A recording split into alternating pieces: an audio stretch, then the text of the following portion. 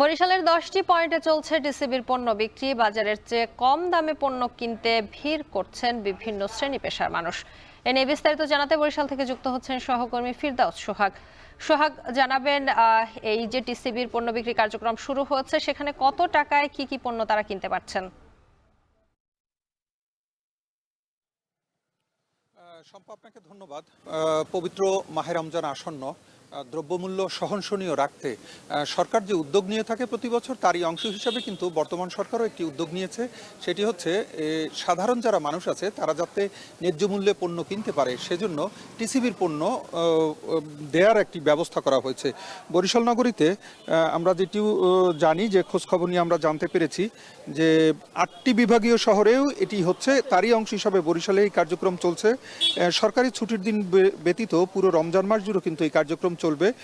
প্রতিদিন 10টি ট্রাকে 10টি বিভিন্ন স্থানে এই পণ্য বিক্রি করা হবে। প্রতি ট্রাকে 200 জন উপকারভোগী কিন্তু এই পণ্য পাবে।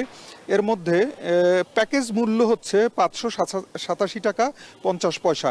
এই প্যাকেজে থাকবে ভোজ্য তেল 2 লিটার 100 টাকা করে 200 টাকা, মসুর ডাল 2 কেজি 60 টাকা করে 120 টাকা 2 কেজি, চিনি 1 কেজি 70 টাকা করে 70 টাকা, ছোলা বুট 2 কেজি 60 টাকা করে 120 টাকা, খেজুর আধা কেজি 155 টাকা কেজি হচ্ছে 77 টাকা 50 পয়সা ধরে কিনতে পারবে।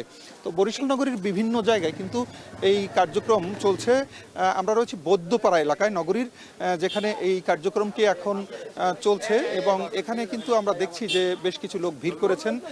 যারা সাধারণ পণ্য কিনতে আগ্রহী তারা এসছেন এবং কিনছেন। তবে আমরা বিভিন্ন জায়গায় খোঁজ নিয়ে যেটা জানতে পেরেছি, প্রতিটি ট্রাকে 200 জনের পণ্য দেওয়া হচ্ছে, কিন্তু আসলে কমপক্ষে 500 জনের পণ্য যদি দেওয়া হতো তাহলে ভালো হতো, এরকমটি জানাচ্ছেন সাধারণ মানুষ, কারণ অনেক চাহিদা রয়েছে।